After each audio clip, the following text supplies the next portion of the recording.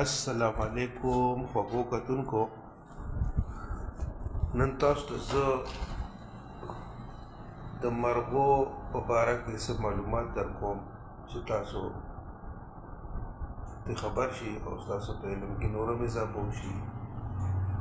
غټه خبره دا ده چې د ګرمۍ موسم شروع شوی دی او د ګرمۍ په موسم کې تاسو ته پته ده چې د اوبو خاص کر قلتي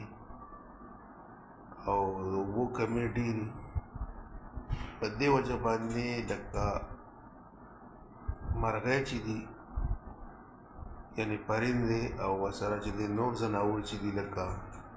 هغوی ته د اوبو د څښلو یا د اوبو د دستیابۍ ډېره مسله وي او هغوی مطلب دا دی چې د اوبو په تلاش کې سرګردان وي. نو په دې وجه باندې موږ ته هله پکار دي چې موږ د دې خبرې هم ډېر سوچ وکړو او په دې خبره ډېر غور وکړو چې موږ خپل ځان سره د مرغو د اوبو د څښلو د هغې د خوراک څښاک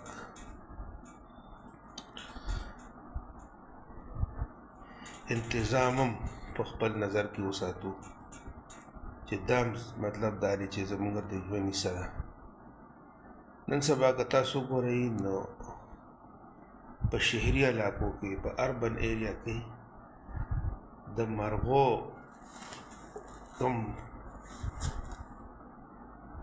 ټکانې چې دي یا د هغې رجحان چې دی هغه کم شوی دی او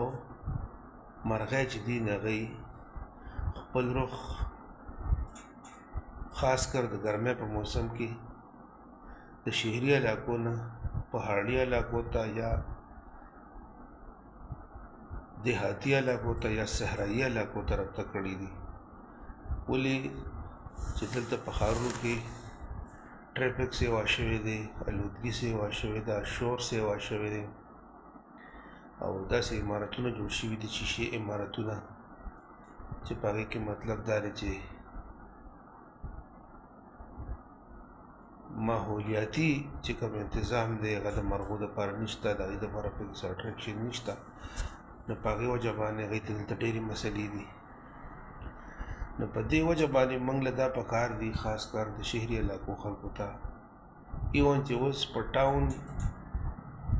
ټاون یا کلي علاقو کې هم دا مسلې پیښې شوي دي چې خاص کر د مرغو د خوراک څښاک خلک انتظام وکړي په کورونو کې او په چتونو باندې مطلب دا دی چې لوښي کېږدي، برتن کېږدي او په هغې کې مطلب دا دی اوبه ساتي چې دا مرغۍ راځي او هلته اوبه څښي. دا یو صدقې جاریه هم ده او بل دا چې مرغۍ چې دي نه دا زمونږ د ماحول دپاره ډېرې ضروري دي او څنګه چې دا ژوند یا د دنیا زمونږ دپاره ده زمونږ دپاره ضروري ده نو داسې دا د مرغو دنیا هم ده او د مرغو نه بغیر دا دنیا بې رنګه ده، بې مزه ده. ولې چې د فطرت د بیلنس دپاره یا د نیچر د بیلنس دپاره او یا د ښکلې ماحول دپاره او د صفا ماحول دپاره مرغۍ ډېرې ضروري دي او د مرغو او د ځنګل یعنې د فارسټ او د مرغو د برډس یو بل سره چولی دامن سات دی. د چولی دامن لکه مطلب دا دی چې د هغې یو بل سره یو بل نه خلاصي نشته، دا په یو بل باندې ډیپینډنټ دي او دغه شان فارسټ د هغې دپاره ډېر ضروري دی خو فارسټ مونږه ختموو. موږ ته دا پکار چې مونږ ډېرې ونې وکرو چې دغه شان مونږه د مرغو دا بقا انشور کړو. لہذا موږ له دا پکار دي چې موږ د مرغو په باره کې د هغوی د ژوند په باره کې هم سوچ وکړو او مطلب دا دی په عوام کې په کمیونټي کې د مرغو د حفاظت په حواله شعور هم پیدا کړو چې دغه شان د مرغو دا نسلونه چې دي، د مرغو نسل چې دی چې دا قایم و دایمي د هغې تحفظ وشي او د هغې مطلب دا دی چې بقا وشي. او دا ډېره ضروري خبره ده چې موږ ټول په دې غور وکړو چې مرغۍ چې دي دا زموږ د ژوند لپاره ډېر ضروري دي او زموږ د ژوند اهم حصه ده.